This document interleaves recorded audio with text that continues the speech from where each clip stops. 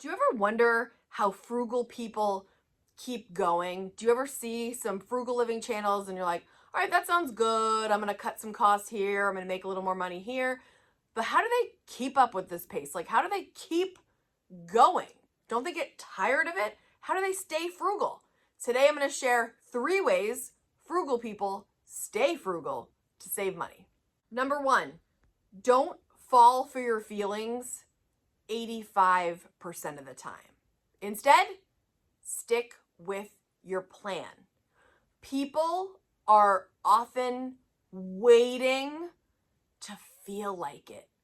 They're waiting to feel like doing the hard things that it's going to take to get where you want to go. Spoiler alert, you're probably most often not going to feel like it. So if you're waiting for that moment, it might never happen. Like, you might be waiting forever.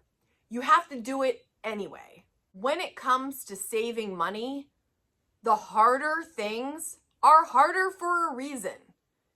Is it easier to just be like, I'm just going to give in to my instinct and every desire to shop and spend and have all the things and do all the things?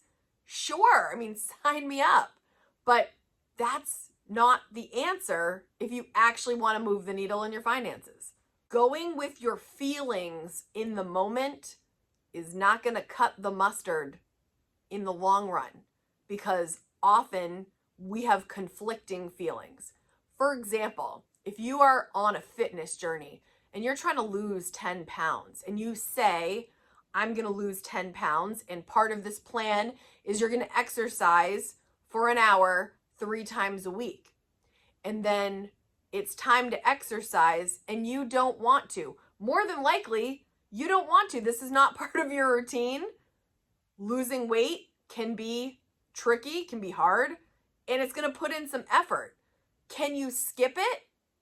Of course you can. But I thought you said you want to lose weight. I thought you said you wanted to reach a goal. Are you going to get there if you skip it? You said this is what you wanted to do. But if you're not willing to do the action required to get the result, you're not going to get the result. Same thing with personal finance. There's been times, of course, where I'm feeling like I want to go spend money. I'm feeling like I want to just spend. But you can't fall for it. Don't fall for your feelings 85% of the time. Why am I saying 85% of the time? The reason's actually very specific. When we did the 12-week year, when we read that book together on this channel and we participated in the 12-week year, we found that if we did the actions 85% of the time, we were actually still going to get that result. Should we aim for 100%? Of course. But that 15% buffer left us a little wiggle room and we were still rocking it, right? So if you can not fall for your feelings roughly 85% of the time, I have confidence you will still get the results. Don't fall for your feelings just because it's a feeling. You're going to feel some ways, okay? But you got to do it anyway. If you want to save money and not stress about your bills, you've got to be willing to do what it takes to live below your means. Number 2, live below your means no matter what. Before we actually jump into number 2, if you just absorbed number 1 and you want to not fall for your feelings anymore and make some progress, type in the comments, don't fall. It'll be our reminder and it'll let me know that your plan is to stick to the plan instead.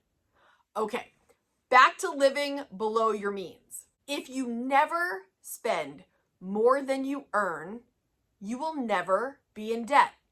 The math will work every single time. Know what you earn, spend less than that, and then take that remainder and put it into savings. Some people complain to me that finding out that information takes too much time.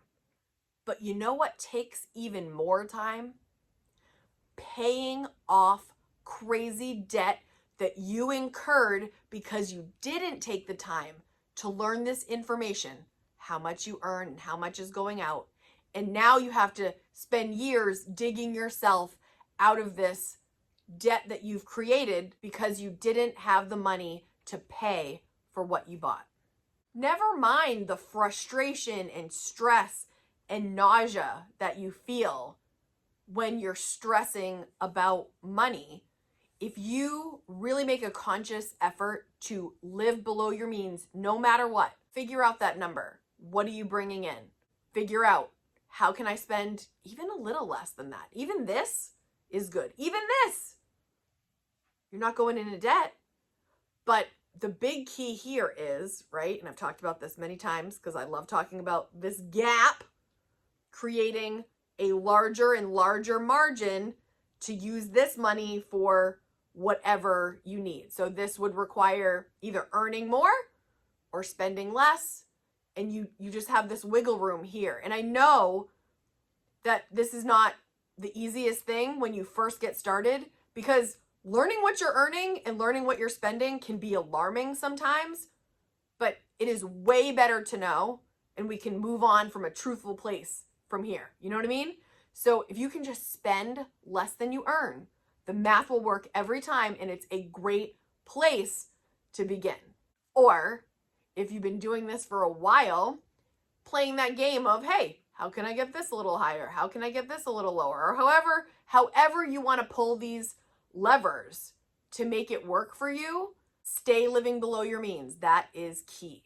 Number 3, cheesy rhyme warning headed your way. You guys know I can't stop myself. I've got to rhyme. I need to rhyme. Just accept me for who I am. Number 3 is I slay all day, either way. What does that mean? What am I talking about? I budget the same way no matter what.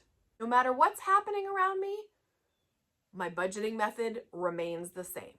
People ask me, Kate, what if there is a recession? How will you change your budget? I won't. What? But what changes are you going to make? None. Why? Why do I say this? Because I operate in a worst case scenario at all times. Let that sink in. I'm prepared for the worst at all times because of the way that I budget. Every month, I do a unique tweak for that upcoming month for whatever is happening that upcoming month. This is called unique monthly budgeting, and I do it every single month. I have my core budget that I have, and then just every month, depending on what's happening, I adjust, I tweak it to make it fit for the reality of what is to come the upcoming month. This doesn't take long. It's quite simple once you get into a rhythm. Every month, I plan for my household category, which is my needs. I plan for my lifestyle category, which is my wants. I plan for my giving category, which is charitable donations, gift giving, anything where I'm giving money away or spending my money on others. And finally, my savings category, which is for future Kate. Not just thinking about current self, thinking about future Kate down the way. Ever since I started doing this, I have greatly decreased my financial stress. You've got something fun on the horizon you need to pay for, tighten up one of the other categories so that you can go have that fun. Got a home repair you need to pay for, tighten up my wants for a little bit till I have the money to pay for this and keep it moving. Unique monthly budgeting gives you that flexibility to adjust as needed each month, but the body of it remains the same. Slay all day, either way. When you have this simple 4 budget category, you've got your needs defined. I've got my wants defined because I have wants too. I've got my savings defined and I've got my giving defined, and I follow the plan every month. Can we adjust as we go? Absolutely. If one bill comes in a little higher than we were expecting, we pull from somewhere. If something comes in lower, we take that remainder, put it somewhere. I'm very actively in my budget. Wow, I'm using my arms a lot. Sorry about that. The point is No matter what's happening around me, I have got this core base method that works for me, and I just tweak as needed. No matter what's happening around me, I remain steady. If you're interested in this steadiness, I have a video next that you can watch. I'm going to put it right here. It's called 10 Steady Ways I Save Money as a Single Person. I think it'd be really helpful. Click on this one next. Thanks for watching, guys. See you in the next video.